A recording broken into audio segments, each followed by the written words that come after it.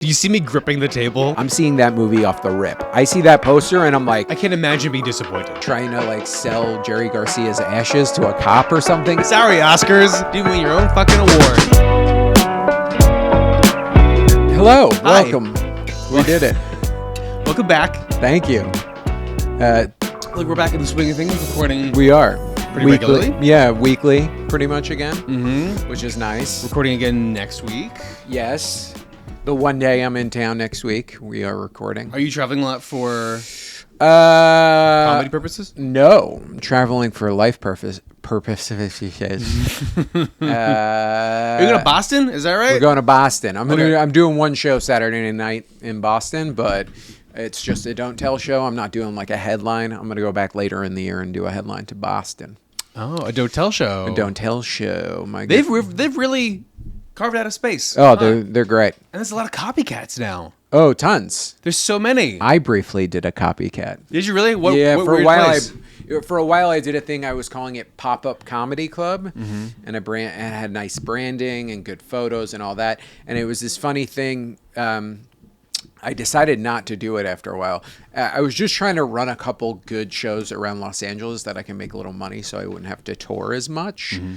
And I found it extremely difficult around LA to get people to come to shows in like Long Beach and in Costa Mesa and stuff like that. Oh, yeah. But if I did it outside of Los Angeles, if I did shows in Boston or if I did shows in Salt Lake City or something like that, I could sell out really quick. And I was spending a decent amount of money on advertisement. And I kind of at a certain point realized like, oh, I could just advertise my own shit, build actual fans instead of fans of this like fictional pop-up comedy club. Because it was just me going and I'd have 2 local openers and then I'd do my hour. And I was like, and I haven't started doing this yet, but at a certain point I am like, I'll just invest that money into building my own fans. Because like if an album comes out, somebody promotes it. Like, why wouldn't I do the same? Just like, I got an old special. Yeah. Do you think it's like is it aging thing or something of like this impulse to want to like build something way bigger than yourself? I feel like I always had this impulse, and now and like as I've gotten older, like this is the biggest thing I want to build. Like I ran a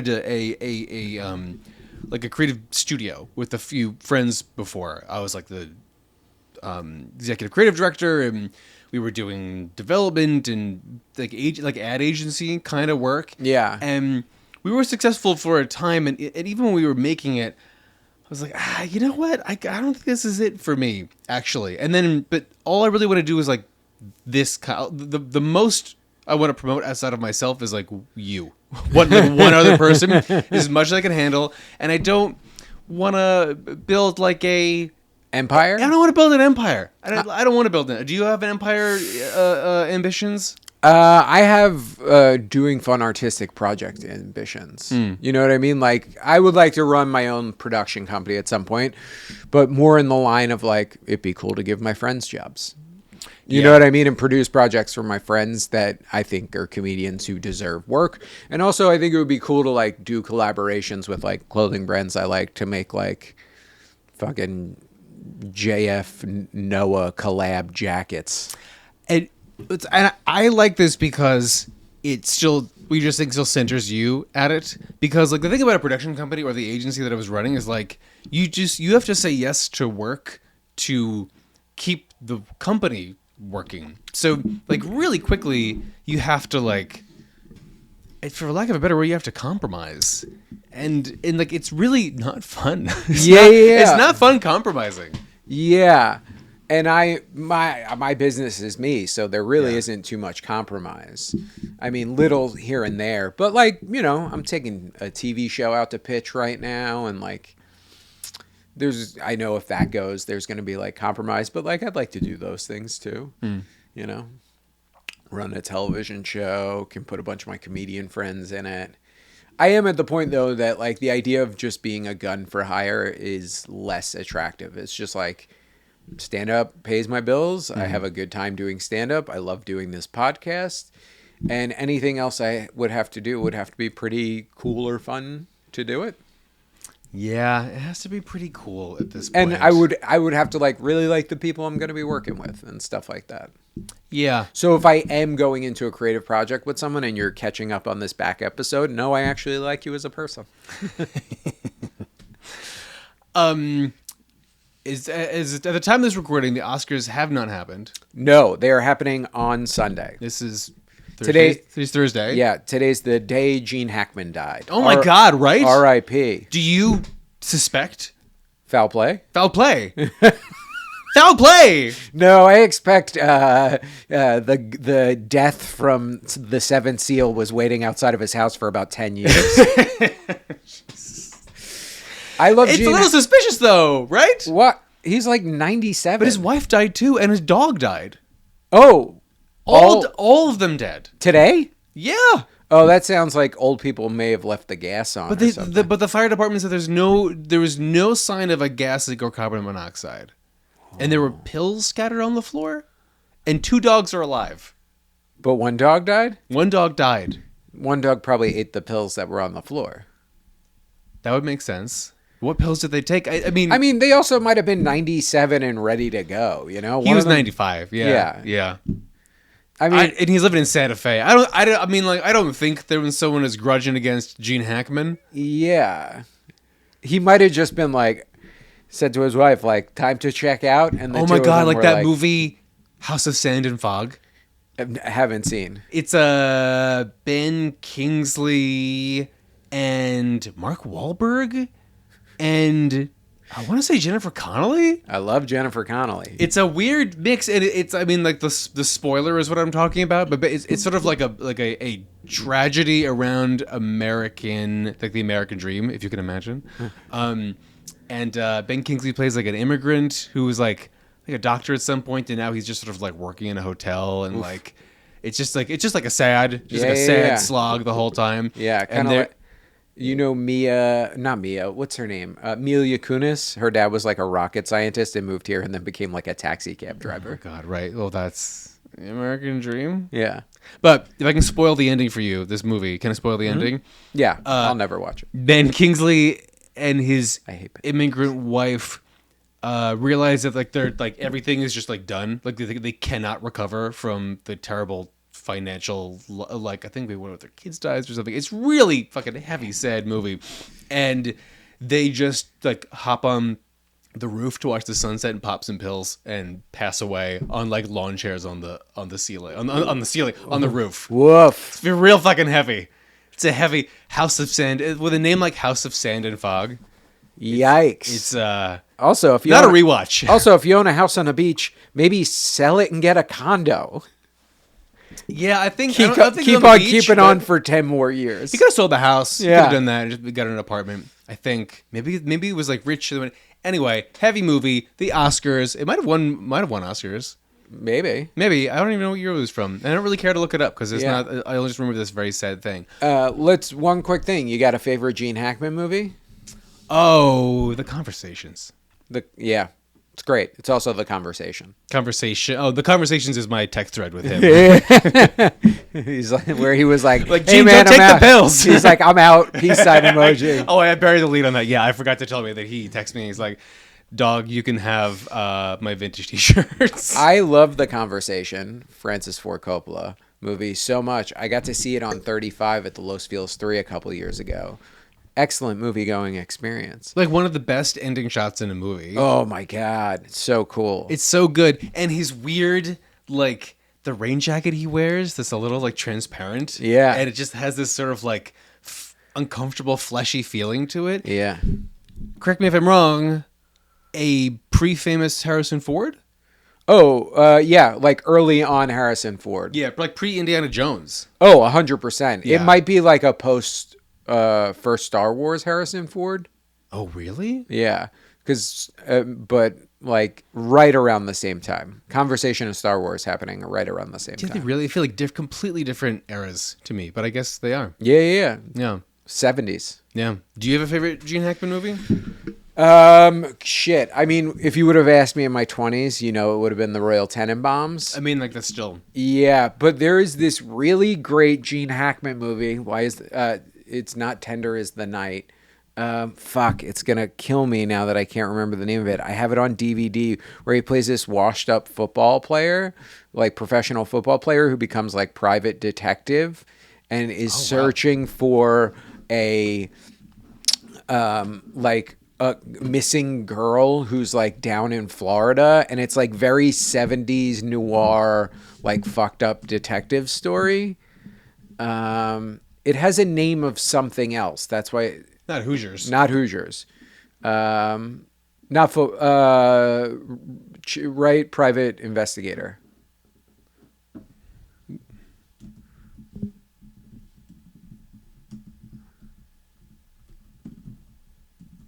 Wake up. Night Moves. Night Moves. Gene Hackman's in Night Moves, which is there you go. Awesome movie. What a cinematic mustache that man has. Great. Such a good mustache. Do you feel like yours can No, compare? I'm not even in the same ballpark as Gene Hackman. You have to be born in the 70s to have a mustache like that.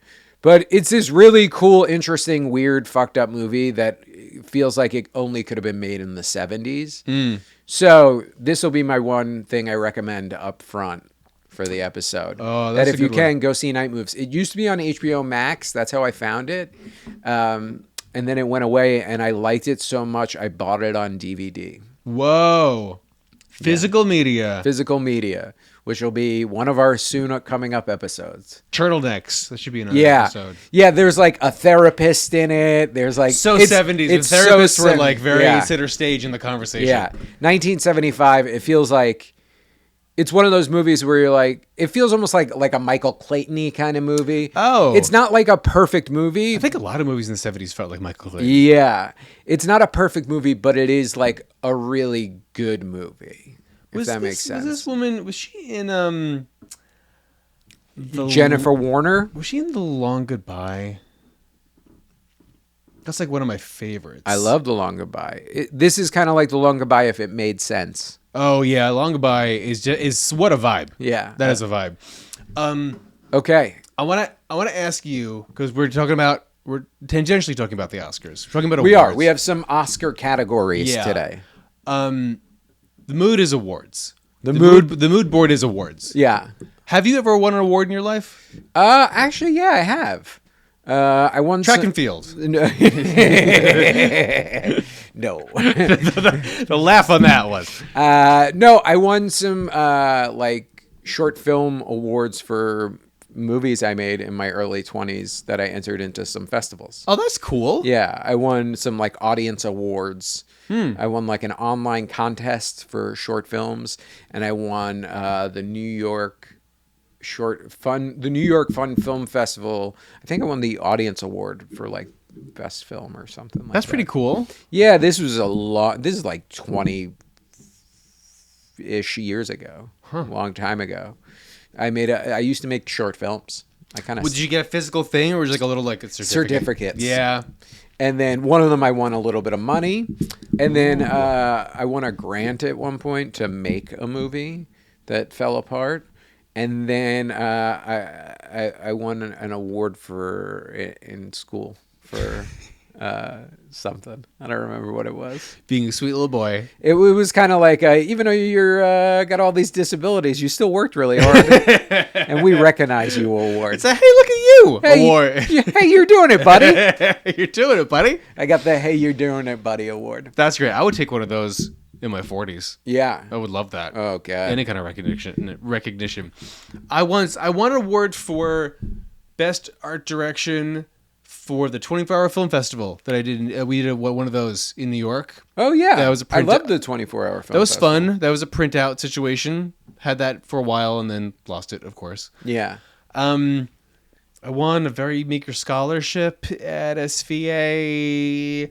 In the graphic design world, awards are a massive thing to some people, and people really pursue awards. And I've never given a fuck because it's. Here's the thing. Here's the thing about design awards. It's still you're making client work. Like I don't know who gives a shit about.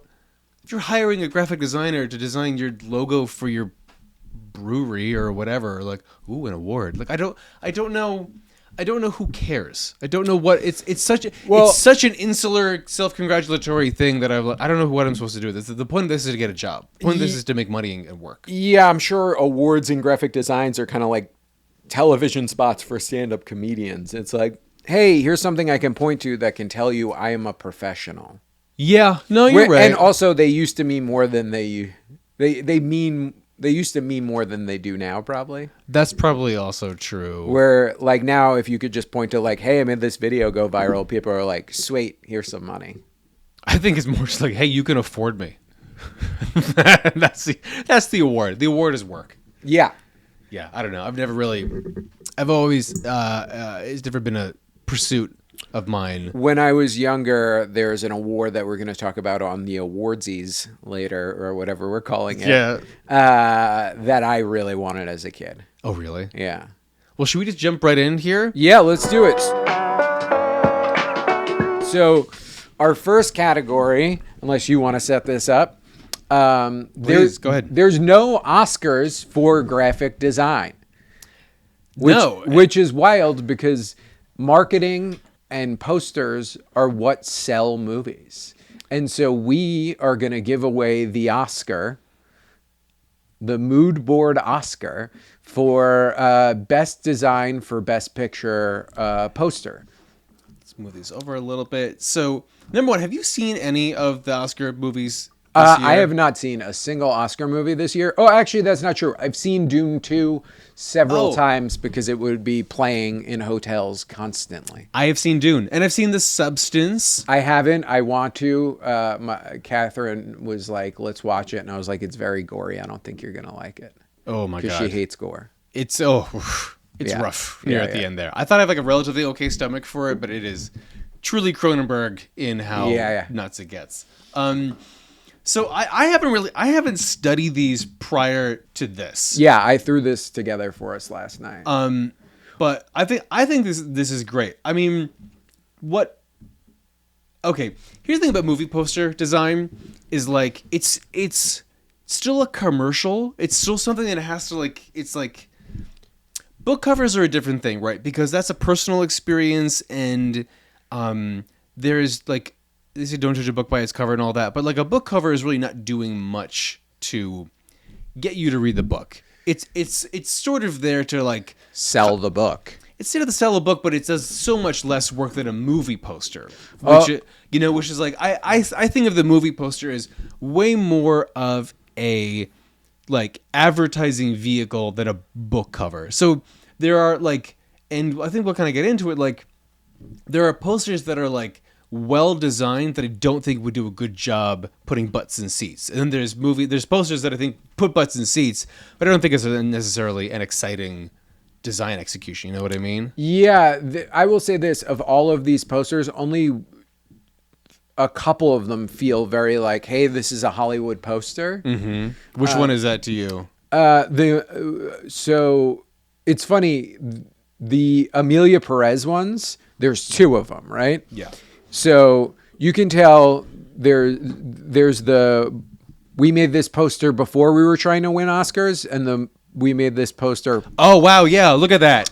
So the one on the top is clearly, this is the poster we took to Cannes. Yeah. And the one on the bottom is, this is Netflix trying to get us an Oscar.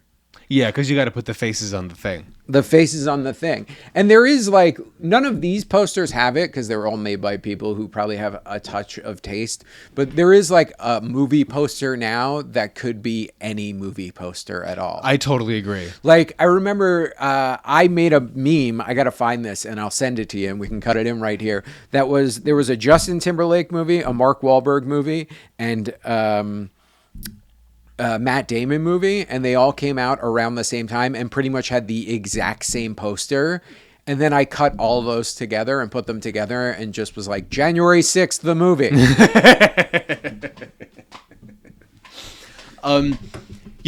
To that point, actually, well, I want to just jump over to because it's worth noting. This to me is actually one of the most movie posters. Yes, 100%. It's just talent, and for some reason this has become the thing. Orange and blue are huge things in movie poster. They're complementary colors. I mean, they show like warm and cool. It is the most generic version of a movie poster, and this is like this is Bob Dylan. Like, yeah, this is like a truly underwhelming and kind of disappointing execution. Yeah, to me, this just says, "Hey, come see Timothy Chalamet in a movie." I totally agree with that. At no point am I like, "Oh, this is a Bob Dylan biopic." This looks just like someone like look how much we got. It even says Bob Dylan, and in my head I was just like, "Oh, maybe Bob Dylan's in the movie." Yeah, good point. You could miss that as yes, Timothy Chalamet. Yeah. I don't know. It doesn't do much for me, but this one's way better. Yeah, we're seeing his face. It has movement to it. It has energy. There's a nice diagonal line here. There's like it splits the space in like with some like it's kinetic. And if you're a Bob Dylan fan, you kind of have a vibe of what period of Bob Dylan this is. This is Dylan Goes Electric. Yeah. So as a fan, you're like, ooh, this is like a fun Dylan period. Yeah. Emilia Perez, I think it's worth noting that I think this is pretty cool. I do think it's pretty cool. It reminds me of two things. It reminds me of Moulin Rouge, and it reminds me of Sicario. Oh, totally. I was going to say it feels Baz Luhrmann. It feels like Romeo and Juliet. And the thing I do know about this movie is that it is a musical. Is there? I know nothing about this movie. It's a musical. It's set in Mexico, and the lead actress has gotten into a shitstorm for something racist tweets that they found. God's still doing that. Racist tweets still taken down. Yeah, it kind of took down old school. Kind of took down most of the movie's Oscar campaign. Like most people were like, "This is gonna win the Oscar for best movie." I remember hearing about that. I stopped hearing about that. Yeah. I think this is quite pretty. The sort of like ornate, symmetrical, like still life, I guess you would call it, feels a little dated to me. It does remind me a little bit of like this was a very popular design in like 2008 Brooklyn. This like feels, you saw these stickers that look like this everywhere. Yeah, this feels like a callback to like culture from 20 years ago. Yeah, totally. But also, I love they're like, hey, they have their two Palm d'Or logos in the corner. Let you know this is an art house movie, baby. Yeah. But also, there's gonna be violence. Yeah, you got gold guns. It's a little retro in a lot of ways. Also, the use of this font is avant-garde. All of this feels actually kind of dated in a way, but it doesn't totally bother me. No, if I saw this poster makes me go, "What is this movie?" Yeah, and if this showed up in 2008, I would like, oh, they're playing at Galapagos. Deep cut. Deep Brooklyn cut. That's for a few folks. Let's skip around here. Ooh, okay, Conclave. So also some of these I picked too because I didn't know which one was like the original poster. Yeah. So this Conclave one on the right feels very the thing I'm talking about. We've got all the famous people on the poster, and here you go. But I will also say this. I do really like the design of this poster. I like both of these. Yeah, I think they're both the red sick. one's fucking tight. I think the red one's the one I like more. And it's like, hey, this is a movie, but also something sinister is happening in this movie. This movie feels like it's about it. None of this feels like it's actually about religion. It actually feels like almost like Doubt. Remember Doubt or something like that? It's like, hey, something fucked up is happening under the surface here. Totally. And I think especially on this red one, there's clearly, again, I know nothing about this movie, but there's clearly something about like obfuscation, about like searching for, I'm not gonna say the truth, but there's sort of like half of them machinations. Yeah, he's hiding his own face with something, and then the like it's a little clever, the placement of the eyeball in the letters. Oh yeah, but it's working for me. It feels this is just exciting, and the red is just like it's great. It pulls kind you of in. pulsating. Yeah, it pops. I like the job on the names, the two different dark for the first name, light for the last name. Yeah. It's a good way of being like, hey, we have a bunch of movie stars without being like hitting you over the head with it. Because there is a Dune poster we're going to talk about in a minute that is just like, okay, calm down. And then just the one little quote, it's only one can succeed. Yeah. This feels a little Photoshoppy. Yeah. But still works. We got the cross in there. I like the cross. I like the way it's laid out, but the one on the left definitely pulls me in more. Like I see that one, this one, and I'm like, I don't totally know what this is. But this one, I'm like, okay, what the fuck's happening here? To throw back to our stand-up comedy title episode, I would say this is, it's not exactly, but it is in the spitting distance of fuck you typography. Yes. Where, like, I mean, it's funny, this actually feels more impactful than that. Yeah, that kind of gets lost a little bit with the other people. Yeah. And similar, it's a movie about they don't totally know who somebody is. There's like one random, like, you know what the conclave is? When the Pope dies, we're about to have one possibly. Yeah.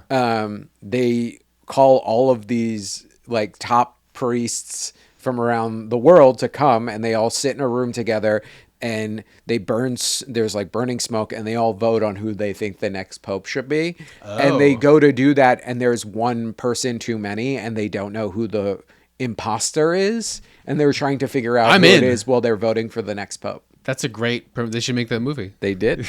And Great. It's up for an Oscar, and people seem to really like it. That's really cool. Okay, let's hit the dunes. Let's hit Dune. Okay, look at the top. I'm a Dune fan. I love Dune. I thought Dune 1 was fine. It felt like an extended episode. It felt like a pilot of a television show. I was like, okay, that was 2.5 hours of a pilot. Sure. The second one is a much better movie, Yeah. I felt like, and I will watch the third one. I probably won't go to see that in the theater either. But look at the amount of names on the top of these two fucking posters.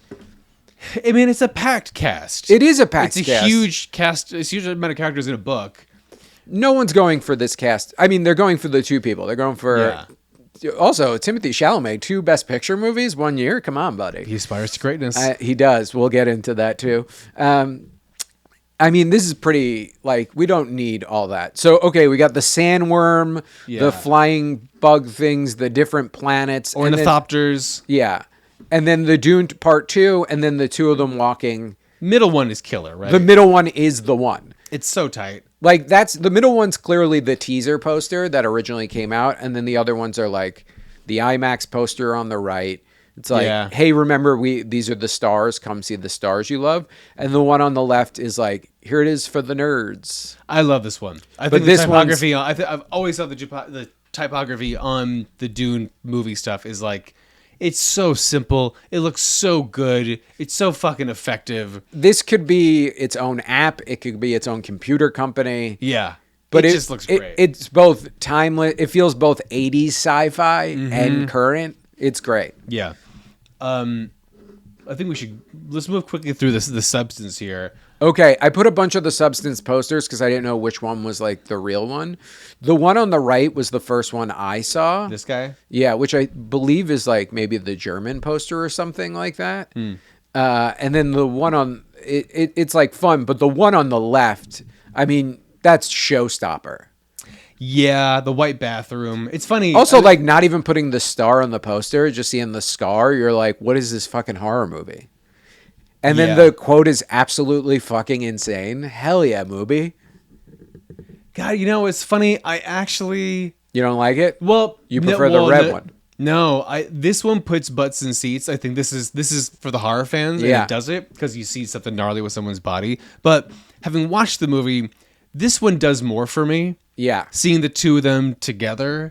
It's such a wild movie. And the body horror is like, I know it's extremely important to it, but it's also like to me not the most interesting thing about it. It's the two of them playing against each other and what that all says and the colors and it. But also like what's gonna feel timeless, what's gonna put butts in seats. Like when I think about great movie posters, I think Pulp Fiction. Like think about Pulp Fiction. Uma with the cigarette, and which one of these feels the most Pulp Fiction to you? I guess you're right. Yeah, the one on the left. Yeah, or even the one in the center to me feels very... This is me just being a little bitch about it, but like this typography feels like a rom-com. I was also going to say if that feels like something I could have made on my Font Candy app. Yeah, this is not the... Typographic, I'm not sure. I don't think it's the strongest, but it's fuck you type. It's a fuck you kind of movie. Yeah, but also to me, there's nothing like after talking about Dune's typography and then looking at this typography, like this just feels very stock. Nobody purposely made this for this movie. I will say it's worth noting in the movie there are title cards. Yes. And there's, oh God, I'm going to get it wrong. I'm pretty sure Demi Moore's character's name is like Eliza and her name is Sue. And the evolution of Demi Moore from Eliza to Sue to this monster at the end, it's chapterized, this movie, with title cards that look there. I think it's pretty much this font in fuck you type, like giant, like fill the screen with like Eliza Sue monster. It's big, it's fuck you, it's totally gonzo. Then I would have liked to have seen that a little bit more in the poster. I agree with you on that. Yeah. Yeah. I think the gonzo... I like the substance one on the right, in the them on the top and the bottom. But on the other two posters, it kind of disappears for me. It doesn't do anything. But maybe it's because the image of her laying with the scar is like stands out so much. It just steals the focus. And it makes it feel like a generic horror film, which is anything but. However, this is what I would do to get people to see this movie. Yeah. Make it feel like a slasher movie. Yeah. Which is kind of not. Okay. I feel like just worth talking about Wicked, like, I don't know, guys, sure. You know what's funny? I really like this. Yeah. I feel like it tells the whole story of what the movie kind of is in one simple photo. And it feels like it's showing you like, hey, this is the tone, the texture, the world, the light, the dark. It feels milky to me.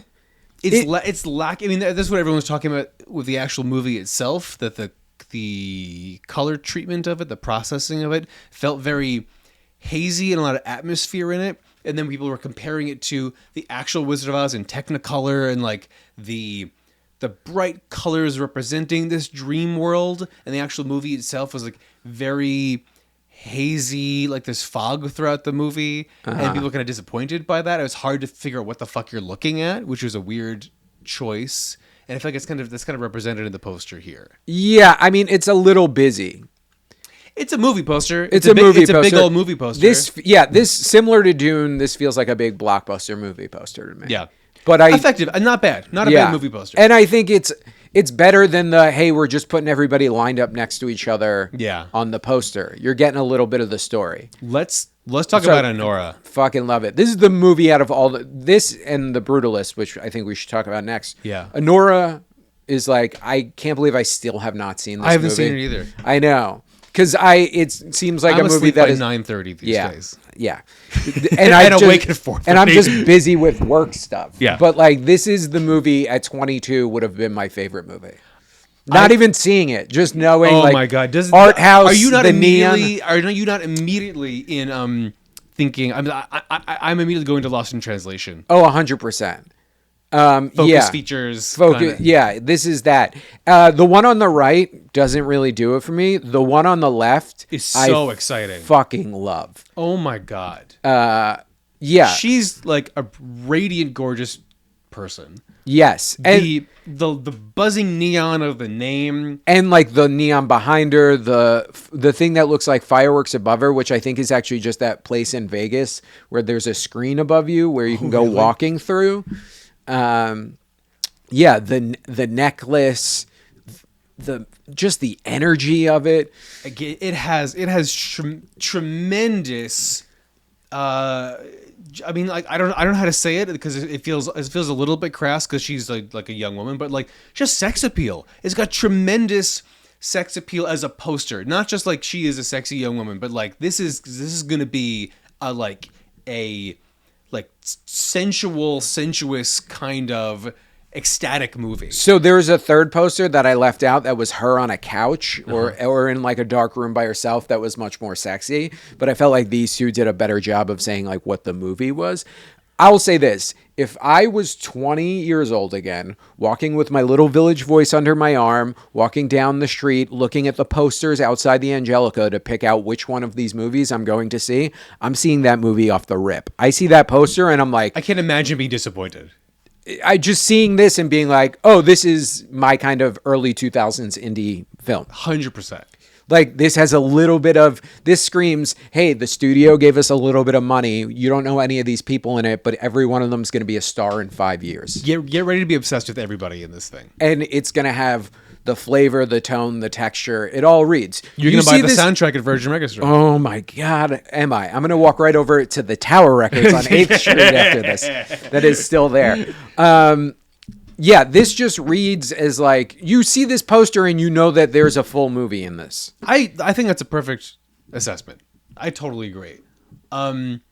We've touched almost everything except, Oh, look at the Substance poster. We didn't talk about that. I just think... I feel like I wasn't sure if this was fan-made or not. Oh, it's a little clever. It's a little movie. It's a little, it feels a little movie poster fan. Yeah. Did it. I wasn't Good sure, job. but I thought it was cool. Cool. This movie, I'm Still Here, is nominated for Best Picture. I had never heard of it before looking up who the Best Picture nominees are. It's also a foreign film. It's also nominated for Best Foreign Film. This feels so much like a foreign film. Yes. I think they could have done better with this. And also the Venice Lion, the TIFF for Toronto, and I don't know what the one is in the middle. New York Film Festival. Yeah. Like, this is like, hey, this is a really great, serious movie. You need to see this great, serious, sad movie. It feels a little broccoli to me. Yeah, and there was another one that was like the whole family standing together. Yeah.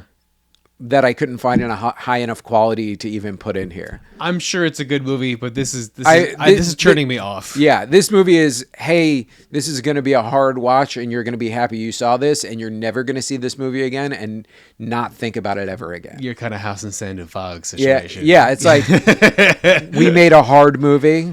You're never going to watch it again. Yeah, you're going to have to go get like a little ice cream afterwards just to pick yourself up. Okay. Go over this one on the bottom, Nickel Boys. This is the movie. It's all about the shooting of it is there's a perspective thing going on, right? Oh, is there? I just know it's based off of a book. I know also, once again, until I looked up the best pictures, I had never heard of this movie. I haven't heard anyone talk about this movie. I haven't heard anything about it. A new American masterpiece. Amazing.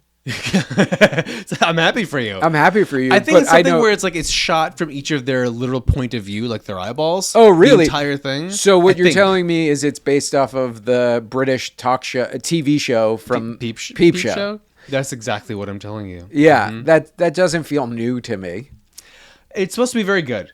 I'm sure it is. The poster, honestly, something for me. Yeah, this is a cool poster. This is also a similar one. If I saw this poster, I'm going to see this movie. If this has the potential for like going sight unseen, 100% to get me like, oh yeah. Yeah, I like seeing movies not knowing anything about it.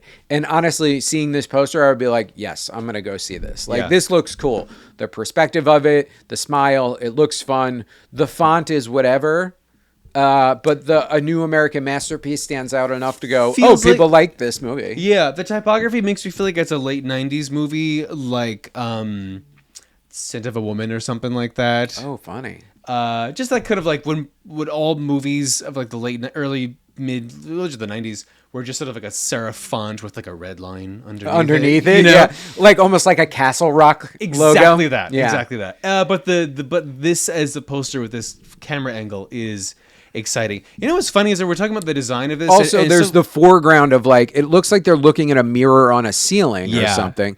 And that to me is interesting. It's like, what is that little thing? Are these the things that separate floor and ceiling? Are we looking into them through the ceiling, or are they looking up at a mirror? Like, the perspective is, it's enough to make you go, something's going on in this movie. I got to figure this out. Yeah. The good ones ask questions. It's like, who is this lady in the middle of the screen? What's her deal? Who's this guy? There's energy. There's sparks. Can I say the Bob Dylan one has it's so flat. I gotta tell you, I think you summed that up so well. That the good ones ask questions. Because great example is Conclave. Yeah. I have a lot of, I mean, you know, to bring to like YouTuber like thumbnail speak, which I've been learning a lot about, is like, it's called like the curiosity gap. Yeah. Of like, oh, you said this thing and I see this thumbnail, the image in the thumbnail, I gotta click and I gotta know what's going on in this. And I would say visually, this has such a curiosity gap of like, what is he holding? Why is he holding it that way? Why is this man praying? Why is this man not praying?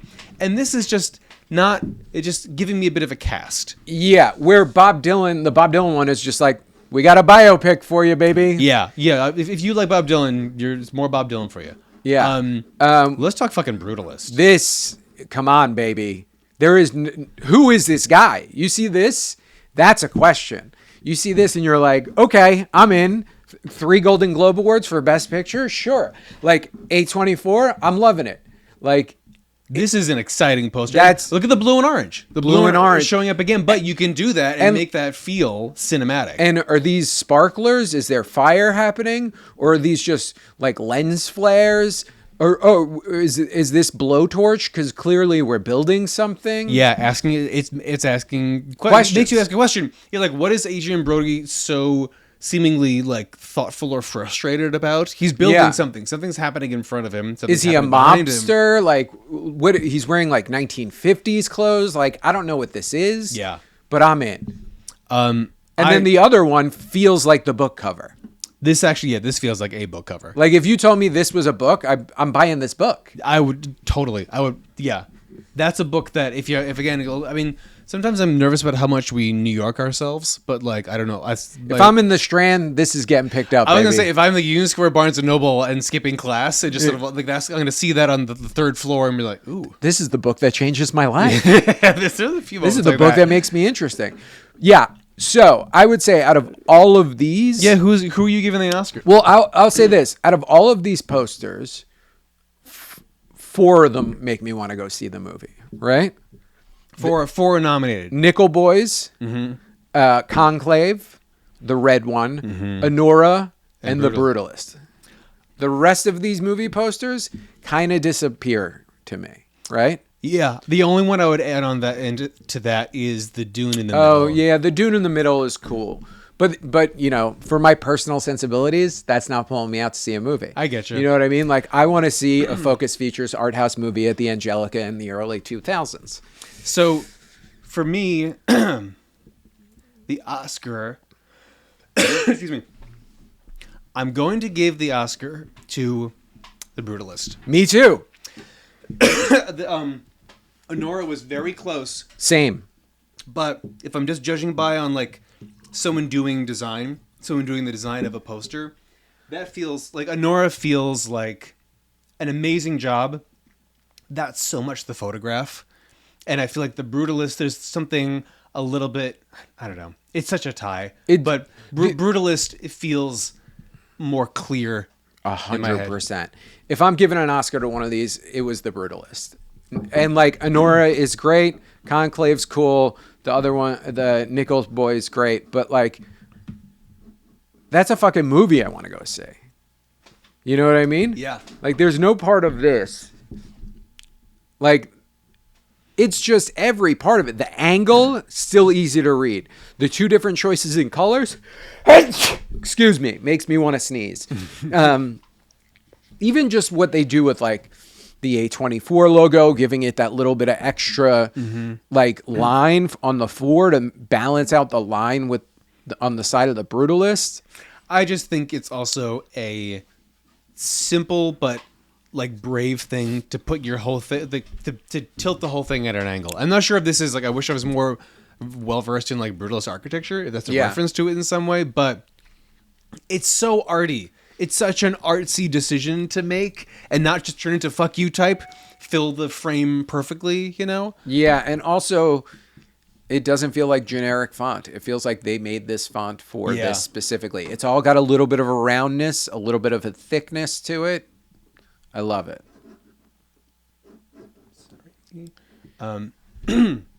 So that's it. Yeah. The Oscar for Best Graphic Design, The Brutalist. I love this one. Yeah, me too. I love the silhouette of the construction in the background too. Let's just quickly do the awards. Let's do it quickly. Awards. These are this can be way more stupid. So I pulled a bunch of awards that a person who works in media can win. Yes. And let's just ask the question. Let's ask the question where you put it in your house if you win it. Great. And we'll just rip through them. Sounds good. Okay. Let's start with SAG award. If I win a SAG award, that's going in like a vestibule in the hallway, walking up some steps. I think you put this with other sculpture. This feels very sculptural. Yeah. There was a Kieran Culkin accepting his SAG award, which is a great acceptance Great speech, and he talks about how heavy it is. Yeah. He does a 5-minute set on just the award. I should just put that in the episode. It looks hefty. It's turquoise. It looks stone. Yeah, this feels more decorative than like an award. Like this feels like a statue you found at a Goodwill, and you're like, oh, this is actually pretty good. Yeah. No, you're totally right. You're totally right. I think this is prominently displayed in the house. Yeah, I think it's like someplace that's not a bookshelf, but there's like a recessive nook in your house, and you have a nice Spanish-style home, and you put this on the thing that used to be where your telephone went in the 1950s. Perfectly put, yes. Very nook-worthy, completely. Emmys, okay. I gotta tell you, I think Emmys are stupid looking. It could use an update. It looks like a hood ornament. Yeah. This belongs on your car. Yes. I would not put an Emmy anywhere in my house. That goes in storage. Really? I think it goes on a bookshelf with a bunch of other shit. I think it goes on a bookshelf with a bunch of other stuff. Because if you have an Emmy, like 80% of Emmys are like Emmys that people are like, yeah, I want this for like a daytime thing. Yeah. But like, I don't know. But if you make a really cool TV show, you get an Emmy. It looks like it has a very wide base. It looks like it takes up a lot of room. I also have a clumsy wife. I feel like she might impale herself on the Emmy. So I'd have to I have to keep it on something tall. You know, something tall. Out of the way. I've heard stories that people keep their Oscars and Emmys in their bathroom, which is a funny move. I think if I got one of these, it would stay in my office. It's an office. It's an office choice. It's for me, you know? Yeah. If you got a production company, you just leave this at the office. You bring somebody in for a meeting. It's like, this is your design award. This is a work-only award. Yeah. This does not go in your home. No. Now, I know you almost won one of these, right? Oh, my God. A BET Award. I got to tell you, I think the BETs deserve better than this. Than this award? Than this design. Well, this is the 2018 BET Award. Hopefully, they've updated it. I don't think they have. This is the highest res image I could find. This looks like it should be the like... It's like a participation trophy. Yeah, this is horrible. I expect more from you, BET. It's one of the coolest awards you can win. Just to go to I would like to go to the BET Awards of almost all the award shows. BET Awards would probably be one of the coolest ones to go to. You haven't been invited yet? I have not. Oh my God. I've been trying to get on, what was the BET comedy show for a really long time. Was that Girlfriends? No. There was a stand-up comedy show on BET that was like a huge deal. I'm thinking of the Kelsey Grammer produced sitcom with Tracy Ellis Ross. Oh, which is really funny. It's yeah, really good. That was a great show. Man, this award's so disappointing. I know. For one of the coolest awards you could win. It looks like you go to trophydepot.com and just pick generic sport. Yeah. This is terrible. Any sport. I mean, it should just be like a fucking grill. You know what I mean? Like it could be anything other than just a generic star. Yeah. Where am I putting this in the house? This feels like it should be holding the toilet paper roll, so let's put it in the bathroom. I think this goes in the garage. Yeah, I was gonna say garage too. If it was a better design, it would go elsewhere. The BET Awards are cool, and this is like they deserve better. Yeah. Tonys. Tony's going in the living room. The Tony goes 100%. On top of the fireplace. The Tony's like, hey, we theatered this. Honestly, if the BET Award looked as cool as the Tony, I would do the same thing. Yeah. But the Tony is in the living room award. It's a terrible photo, but it's the smiling, frowning face theater thing. And it doesn't feel ornamental enough like the Actors Guild Award that you could put it as like the centerpiece of something. Mm-hmm. It's like, I got a Tony, and it's like nice enough, and it's like theater, so it should be in the living room. Yeah, I feel like also a Tony is something that unless it would feel creepy in the bedroom. If you had a Tony in your bedroom, you're like, what's up, you freak? Do any of these awards belong in the bedroom? We'll get there. I don't know. Okay, wait. The Nickelodeon Award, because it's the most that feels like a butt plug. Okay, let's just agree. The Kids' Choice Award. Hell yeah. Bring it into the bedroom. Into the bed. Honestly, if you have a kid, the Kids' Choice Award, pretty cool one to win, and you put it in your kids' room. This is the kind of thing that if you win a Kids' Choice Award, it's such a silly thing that I think this goes front and center in the house. If you have the color scheme that can accommodate Cheeto orange, get it out there. This feels like home office to me too, but this is one you keep on the desk. It's like I want a Kids' Choice Award. This is fucking cool. Yeah, I feel like if you have a Kids' Choice Award and a Tony on your desk, this is how people ask you what we go like. What'd you win a Kids' Choice Award for? And then someone goes, "What'd you win a Tony for?" Yeah, feel like unless you're like Andrew Lloyd Webber or Idina Menzel, if you win a Tony, people are like, "What the? You won a fucking Tony?" Yeah, I mean, it's such a shocking thing. What is this one? This is the Independent Spirit Award. Oh wow! Yeah, this I'm looks sorry, like it came out of the movie The Substance. This is fucking dope. This is so goth and weird and creepy. What is snaking up the side? I don't know what any of this is. I'm so into it. This feels like you have to build a new room that's just H.R. Geiger. I think so. I think this is like a dungeon kind of award. You know what's funny? This is one I almost feel like looks like it's a lamp on your side table in your bedroom. Whoa. No, I don't see it. I think you ruin the weird bird creature by putting a lampshade on it. I'm gonna go. Let's just go have fucking fun with it. This should be a hood ornament. This should be in front of your car. 100%. Yeah. Put this in front of your Cybertruck. Independent Spirit Award and Cybertruck, that Venn diagram never meets. There's no one who's like, I want an Independent Spirit Award. Now I'm going to drive it home in my Cybertruck. You don't think Sean Baker is going home in his Cybertruck? Like, oh my God. He's not giving much Nazi. Yeah. No, I guess not. Palm d'Or. So this is the one I always wanted.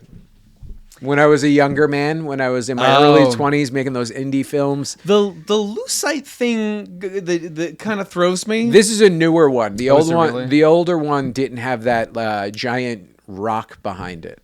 This is a coffee table. Yeah, this is the coffee table. Yeah. Or like fireplace.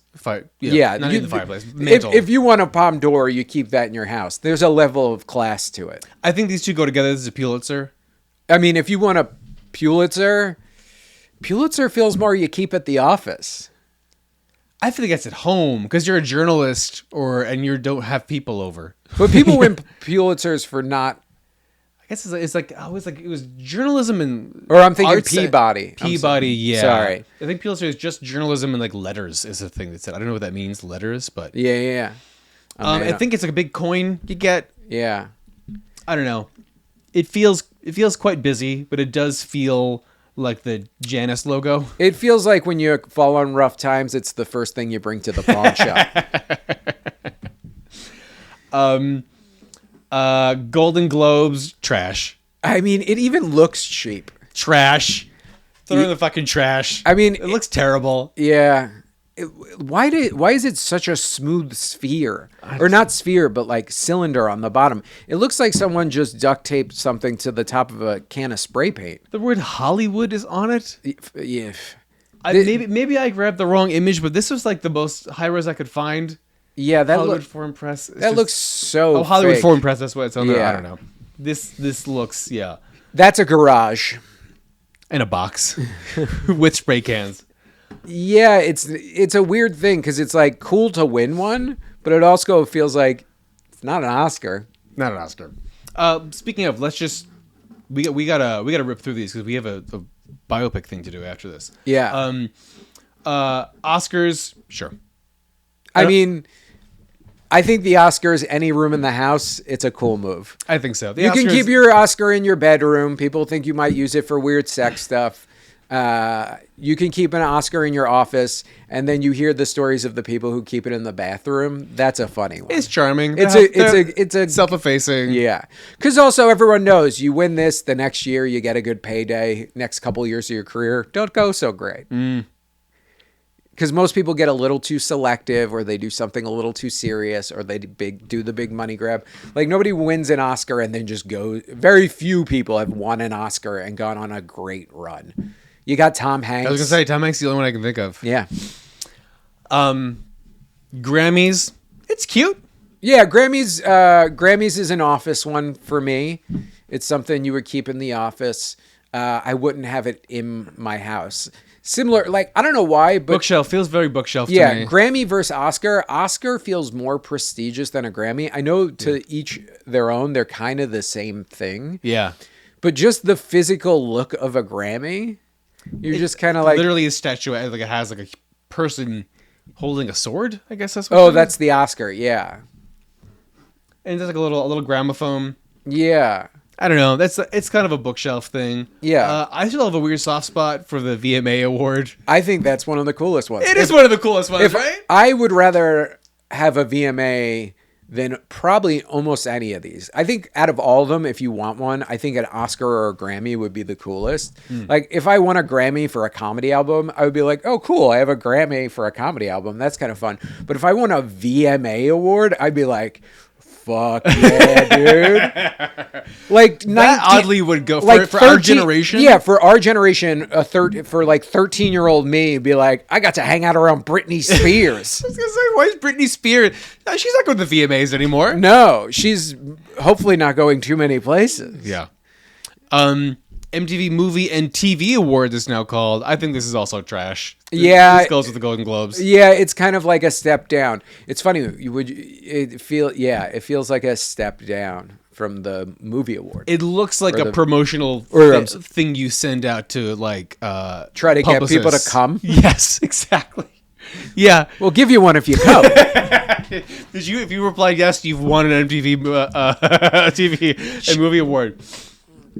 Did we cover all of them? Oh, and then finally we have I feel like these two were in conversation together. A country music award. What? Is that a bullet or a butt plug? Yeah, I mean it's definitely a bullet. It definitely looks, or I mean, it can go very easily up your butt with that point. And this would go have a hard time getting up your butt. A Webby. A Webby, which is something we hope to win one day. And then all of our problems will be fixed. Kinda. I don't even know it. I just know it's the Internet Awards for video stuff. You basically kind of like just like buy your way into it. Kind of. Oh, really? Don't quote me on that, Webby. I'm sorry. Please give us one. We'll put it somewhere. I actually like the Webby more than I like the CMA, the Country Music Award. Oh, 100%. It actually looks like you unscrew your CMA out of your Webby. You flip that thing over. It looks like the jar the CMA comes sentence. In. I hate that sentence. I don't. It's so fucking stupid.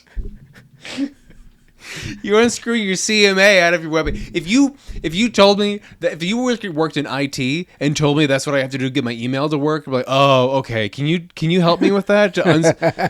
You have to accept cookies. You have to unscrew your CMA from your Webby. That's the problem. Oh, you captured the VPN? Yeah. Well, that'll do it. Yeah. So, is there an Oscar? Do you want to give an Oscar to any of the awards here? Yeah, let's give an Oscar to the best award. Which award we think? It's between two for me. Okay, what are your two? I mean, mine are the Nickelodeon Kids' Choice Awards and the Oscar. Oh wow! I was gonna say my two are Independent Spirit Awards and the VMAs. Oh, the VMA is also just a cool ass looking award. It's a cool ass looking award. Truth is, if we're just going on visual, I would rather have a VMA. Zoom out 1 second. That's what that long pause was. I think if I'm picking one as like visually, which one I think is the most aesthetically pleasing award that I would like to have in my home, VMA and the Actors Guild are the two. Oh, the SAG. Oh, SAG. Sorry. I think those are the two. But I think of all these, I would like to have a VMA the most. I agree. I think the Oscar goes to the VMAs. Sorry, Oscars. Yeah. You win your own fucking award. So our last segment for our Oscars episode is this. Very fun, good friend of mine. One of my is the reason I do stand-up comedy, and one of very great comedian, one of the funniest people on the internet. Longtime Comedy Central stalwart. Is that the term? A stalwart. Tim Duffy tweeted, I think, one of the funniest things in the world, which is Timothy Chalamet's next project is a biopic of Norm Macdonald playing Burt Reynolds. And it's Timothy Chalamet from the Screen Actors Guild Awards, and he's literally dressed like Burt Reynolds from Celebrity Jeopardy. Absolutely amazing. So funny. You could not have nailed a joke better. Congratulations, Tim Duffy. You are a genius. You know when there's something so funny that you kind of can't even laugh at it? It just sort of fills your spirit up. Yeah, you're just like... Your independent spirit up. Yeah. He was like, perfect joke, Tim. Yeah. And it made me think... Norm Macdonald is someone who deserves a biopic. He's such an interesting person. And it made me think, I would love to see a list of people who deserve biopics who would never get a biopic. Mm-hmm. So this is our category. I love this. This was a great... so do you want to... These are my... I have 3. You can go... Yeah, let's ping back and forth. Okay. I did 2. Okay. My... first one here, I'm excited about all 3 of the ones that I'm excited about one of mine because I think it would be a cool movie, and then there's one that, like, as I was coming up with it, I was like, I want to make this movie. I feel the way about all 3 of mine. So I picked, I think you did the same thing, the subject, the person, the actor, and director. Yes. Okay, here's my first one. I'm so excited about this. Are you a Nico Case fan? I am a Nico Case fan. Nico Case, played by Julianne Moore, directed by Chloe Zhao, who did the Frances McDermott... Yeah, the Nomads movie. Yeah. I'm a huge Nico Case fan. Her backstory is fascinating. I mean, she was legally emancipated from her parents at 15. She... wait a minute. I have notes because it's so... I have to read this out loud. Okay, Nico facts. Born in Virginia, she grows up being told that her mom died of cancer, but it was a lie. And then she met her mom, and she doesn't. In years later, doesn't think her mom was ever sick ever. It was a total lie. Her stepfather was an archaeologist, legally emancipated at 15. Played drums in punk bands starting at 18. Extended music career through Vancouver and Seattle, and was asked to pose in Playboy. Identifies as gender fluid. And final amazing fact about Nico Case, her great aunt was a pro wrestler in the 50s. This is fucking cool as shit. Isn't that incredible? That's a great storyline. Julianne Moore, it was between her and Jessica Chastain. I feel like Julianne Moore's got the chops for it. Oh, 100%. The only thing is, Julianne Moore older than Nico Case. So are they? Because she's not a. This is a younger photo of her. She's an. I mean, look, Jessica Chastain would probably have to, if we're going to do the whole story of her, Jessica Chastain. That was where I struggled the most, because there were actors who were older than who I was like, oh, if it was 20 years ago, this would be the person. I tried to nail it as like, who could do it now? I know. And Jessica Chastain is probably the more marketable choice, but if we're going to do, maybe we just do current day Nico, and she's reflecting with flashbacks to Jessica. I'm into it. In my perfect world. A Julianne Moore Nico Case. But isn't Chloe Zhao going to nail that? Like, doesn't her filmography and her film sensibility just feel like a Nico Case song? Yes. I'm on board. This would be a really good one. Let's go to yours. Okay. First one. The New York Dolls and David Johannes. I'm not super familiar with the New York Dolls. So they were like one of the original first punk bands, and they were like the first like gender fluid, cross-dressing, super cool. Oh, okay. Like they like broke a lot of grounds, and they're a band that never got super famous.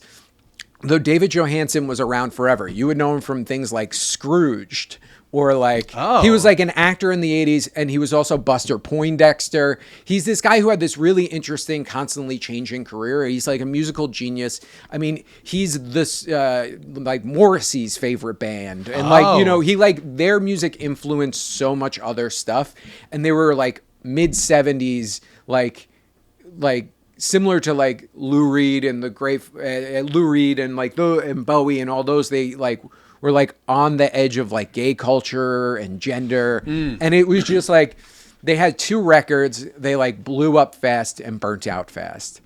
Oh, it was only 2 records? Only 2 records. Because they have been a band I've known about as part of the New York history, Ramones, CBGBs, like that. 100%. But it was that quick. Yeah. Wow. I think they were a band for maybe like 3 to 5 years tops. And he went on to have a really interesting career. So wait, do we have a director? There's a really, hold on. Next is the actor.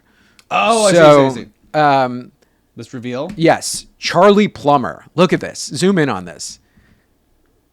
You can't tell me this kid. He's like in a bunch of indie movies. He was in an indie movie recently where he played like it was like a gay farm like cowboy movie. He was in another movie recently where he did like this big cross-dressing dancing thing. Got the look. He's 100% got the look. He can sing.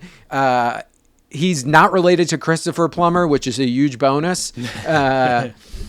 And I just think this kid would be great. Like, I didn't really know who he was until recently. And I was like, oh, this movie would be made for this kid. If you told me that's the same picture of the same guy, I believe you. Yeah. Damn. That's a good choice. And I have two choices as a director, and I'm going to have you guess which one you think it should be. Okay. Jim Jarmusch or Gus Van Sant? Whoa. Because Jim Jarmusch was in New York in that time period. He made a lot of movies in that. Like, just shortly after that time period is like Stranger Than Paradise, stuff like that. He's a huge punk guy. He's made documentaries on like Iggy Pop and the Stooges, who were like their contemporaries. And he's done like really good like theatrical stuff too. Like not the theater, but not just documentary but like, it's scripted. He's one of the great. He's the godfather of independent cinema in America. Yeah, Gus Van Sant. I know Gus Van Sant, but what's like this like the Gus Van Sant movie? Good Will Hunting. Oh fuck! And Gus Van Sant. Gus Van Sant and My Own Private Idaho. Whoa, sorry. Gus Van Sant. It's Gus. But he also did Last Days, that Kurt Cobain, like kind of knockoff biopic that it was. I'm having a very hard time. Yeah, that's what I mean. I couldn't figure out which one it is. I think either one would kill it, and they would be very different movies. Like, I think the Gus Van Sant one is a much more sweet and tender, and like you see the inside and you see the falling apart. And then I think the Jim Jarmusch one is more like funny and cool. Yeah. But I also think it is Gus Van Sant. Even though I want to see the Jim Jarmusch version more, I think the Gus Van Sant one's a better movie. I agree with you on that. Yeah.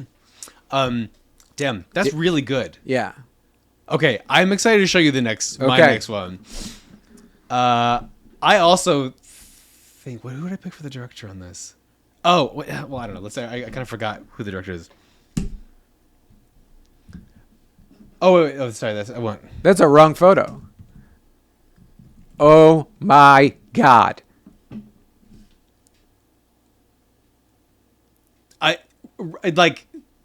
Billy Joel, the Billy Joel story. Originally, I had Miles Teller in there. I have to take my face off for this.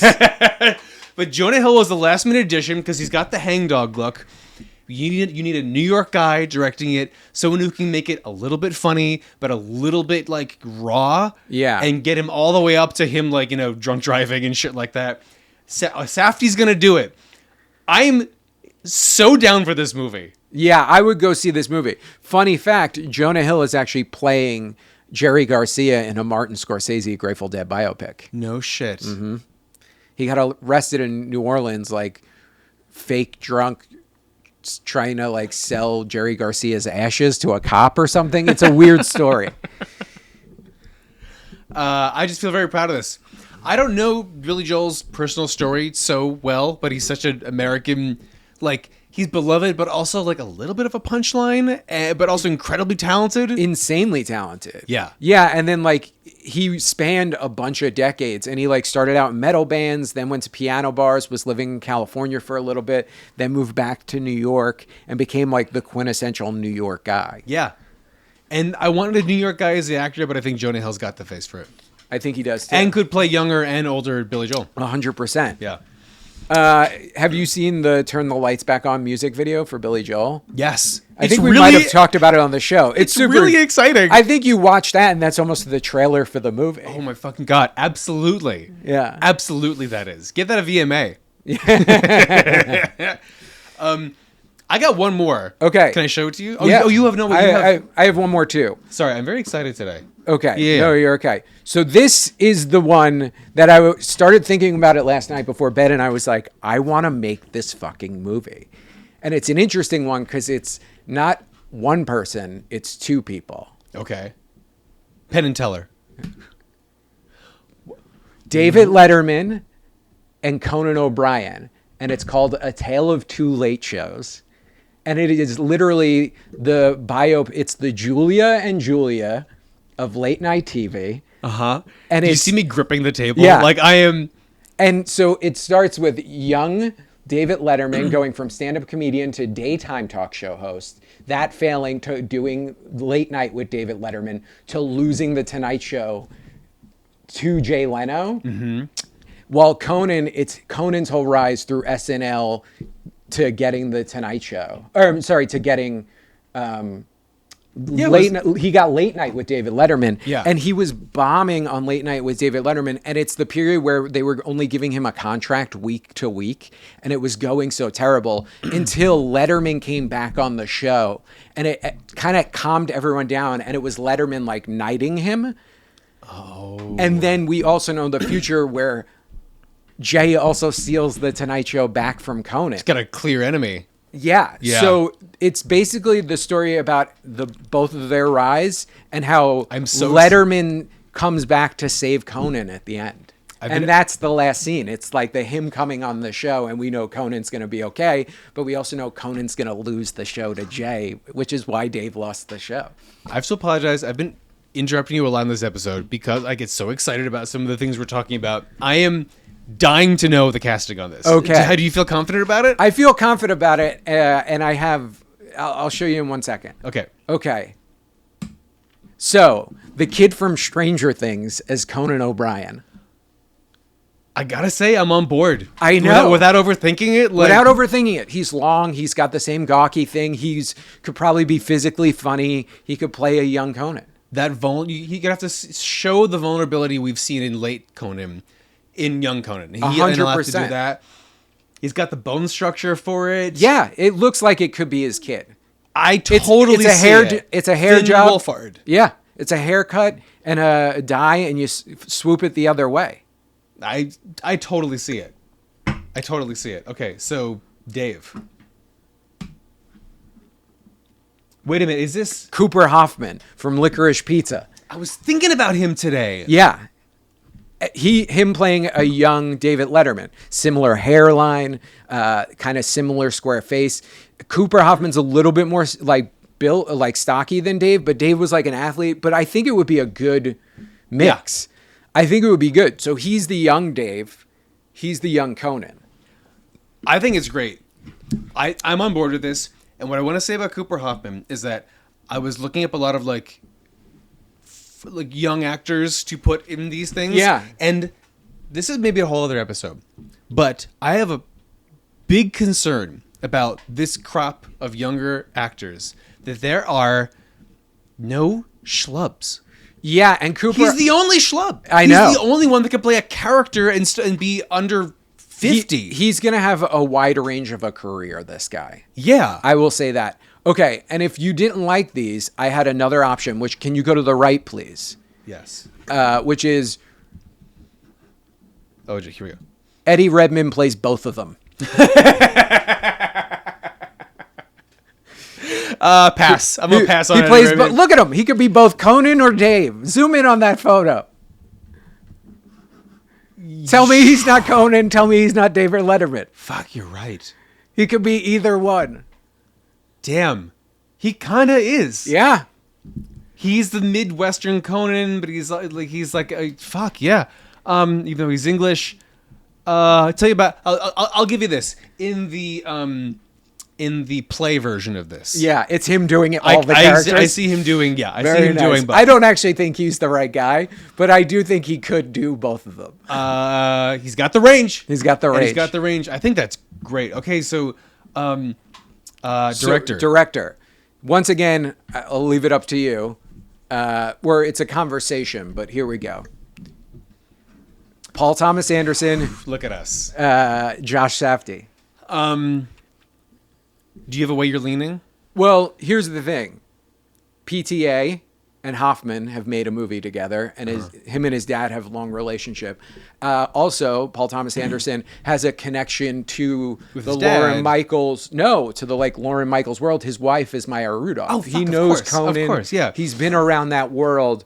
But then also, tell me there isn't a gritty Josh Safdie, New York City, New York in the 70s, Letterman, LA in the 70s, Letterman coming up at the Comedy Store kind of version of this movie too that you want to see. We both kind of pitched the same movie. But you know what I mean? Like, oh, totally. Both of these guys, and also these two guys are friends. Josh Safdie and PTA. They kind of look up to PTA a bit, and so I think Paul Thomas Anderson gets this movie. But I would love to see the Josh Safdie version. Here's the thing about the PTA version: we will get a Conan-like figure and a Letterman-like figure. That's true. We won't get the biopic. It will be. This isn't about Scientology. It's about Philip Seymour Hoffman in a Scientology-like cult. You know.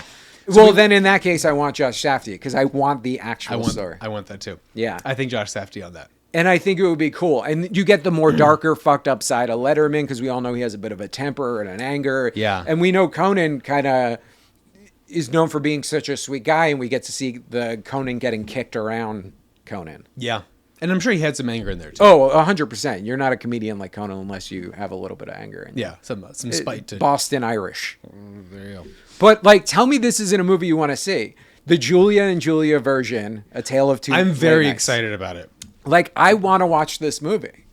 It for some reason where I'm actually going is the Steve Jobs movie. Oh. Not that I think Aaron Sorkin should do it, but the way they structured that movie of like three separate keynotes. If Aaron Sorkin wants to write this movie, I'm on board. Okay. Oh yeah, we should have put a writer in here. That would have been a fun thing. We would have just put Aaron Sorkin on everything. I kind of would have put Aaron Sorkin on everything. I wanted to show you my last one because it's a wild card. Okay. And it's going to take some explaining, but I think you're going to get on board quickly. Okay, you're not going to know who this is. This is Susan Kare. She looks crazy familiar. Susan Kare is one of the most famous graphic designers because she came on board Apple very early on. And let's just bring up... I know who she is. She's the person who invented, like, the whole, like... Yes. Like... iconic classic stuff that still persists in the Apple ecosystem. They still use this stuff. Yeah, it also feels like any one of these could be a New Yorker. Absolutely. She designed this font that was there from the Apple, like Lisa, up until the iPod, you know? I don't know if she has an incredible life story, but you look at this photo and you're like, that's a cool chick. Yeah. She looks fucking badass. She was one of the only women doing this. Yeah. She comes from like a sculpture background, a little bit of design. She came in, she like learned typography, but was going to like grabbing books from the library and like designed all these fonts. She followed Steve Jobs to the company Next followed him there. And now she's like a head of product design at Pinterest or something like that. She's in her early 70s.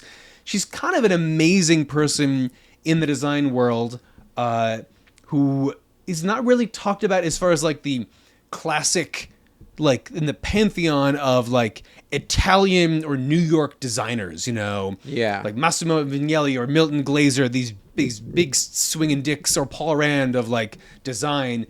She's like a fun hang. She did fun stuff. She was the fun person with the engineers. Well, you look at any of that stuff and you can tell she doesn't take any of it too serious. It all has a sense of play to it that is so fun. You're an icon designer, among other things, and then turn it on. It prompts you with a picture of the diskette. So you've got question mark. She's walking you through. Saying, I need something, so that all you do is it only fits in one way. So she's so chill. This is like 80s technology ASMR. She's like such a like seems like a fun person. The dashboard lets you fine-tune the system in a number of ways to your comfort level or just your. I could see this being a funny comedy about how like Apple's kind of falling apart and she's like dry and like secretly kind of saves it. It's the future of technology, and she's brought humanity back into a very technical kind of thing. So Emma Stone on that. Okay. And if there's anyone who can make process engaging and thrilling and have dramatic stakes, it's your boy from The Bear, Chris Storer. I'm into it. I think Emma would do a killer job. Yeah, you throw that wig on her? Come on. Come on. The curls? Great. She can do comedy. She can hold Yeah, the dramatic she's funny. weight. And then maybe it's more of an HBO miniseries, limited series. I like that more than a movie. Yeah. I want an 8-part, and we watch her, like, basically create what is the Apple we all know. That kind of human, tactile, friendly the face side of it. Apple. She Yeah. literally made the Apple face, like the Yeah. smiley guy. Like that's that you see when you boot up your computer. She literally made the face of Apple. That's incredible. We got to wrap there because I got to go pick up my kid. Yeah. But- well, that's also all the stuff we prepared. Yeah, we did it. I really want to make this fucking Conan Letterman movie. I'm willing to finance it for the money I make from my Billy Joel movie. Oh, great. Perfect. We nailed it. Or the Safdies can just. I don't think Benny's directing anymore, though. Well, he directed The Curse with Nathan Fielder. Well, then I take it back. I think he's directing. I think you might have a lighter touch than the gritty. Then Josh. Yeah. 2 minutes left. Any recommendations? Night Moves, the Gene Hackman movie. And Yeah. then how about Oh, the Josh Safdie, Adam Sandler directed stand-up special? Oh, I gotta watch that one. It's on Netflix. It's good. It's not as good as 100% Fresh, but it is very good. In keeping with this, the whole reason I even have Billy Joel back in my head is because Michelle Zauner of Japanese Breakfast did an interview, or like a little thing with Pitchfork, the Perfect 10 thing that they do, like her Perfect 10 album. And her Perfect 10 album is The Stranger. It's a perfect record. Billy Joel, I'm like, from Long Island, Billy Joel's been white noise to me, and I'm kind of like, I literally have a listening now? Billy Joel tattoo on my leg. do you really? Yeah. Well, I can't recommend The Stranger enough. Yeah, it's it's the best. To the point where like Jack Antonoff, you listen to his music and you're like, oh, he's just obsessed with Billy Joel and Bruce Springsteen. And he has an album cover that is basically an homage to The Stranger. Someone recently did a Mr. Met, all the Billy Joel covers with Mr. Met, which is the most New York shit ever. Oh, God. And my friend Tim, who Glor Coates, he like reposted it, and I was like, it's like someone made this just for me. This one goes out to Mr. Cacciatore, who that lyric has been in my head for Mr. days. Cacciatore down on Sullivan Street. Oh my God, Mr. Cacciatore! I want to know more about the Mr. Cacciatore cinematic universe. Oh hell Bring yeah. me more Cacciatore. You got a favorite biopic?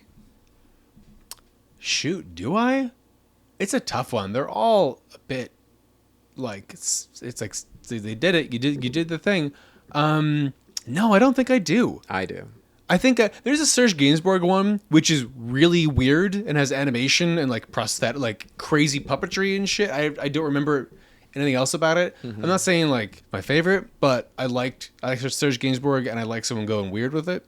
That's cool. How about you? What's your favorite? All the President's Men, which is the Bob Woodward and Bernstein, Carl Bernstein, biopic of them like basically busting Nixon for Watergate. And God, I guess that is a it's biopic. they were reporting that busted Nixon. It's the greatest biopic I guess ever. when I think of a biopic, it's like spanning the someone's Wikipedia page. Yes. You know? Yeah. Well, normally when we think biopic, we think movie star, rock and roll musician. Rami Malek doing Freddie Mercury. Freddie Mercury. Yeah. But like biopic is just anybody's life.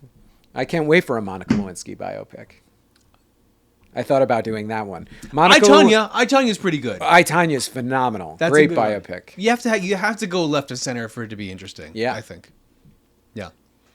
What's your favorite biopic? Right below. Extensively. Leave 100 comments. Also, what poster would you give the favorite award to? If you're still here, just write below because it'll help us. You know that. And also, quick shout out to on TikTok. I think the name is Karen Sharon, who did a review of our first episode, which was lovely. So appreciate it. Very cool to see. Some notes about our 22-minute intro, which I don't know. Which we kind of cut down today to probably just like a 10. Yeah. So, Karen, you're welcome. We'll put timestamps. You can skip right through it. But I hope you're watching this one all the way to the end. And thank you, everyone, for watching. You guys are the best. Hope to see you all here soon. I don't know what that means. I also hope to see you all here soon on Sullivan Street. Mr. Cacciatore down on Sullivan Street. Don't knock us for the licensing there.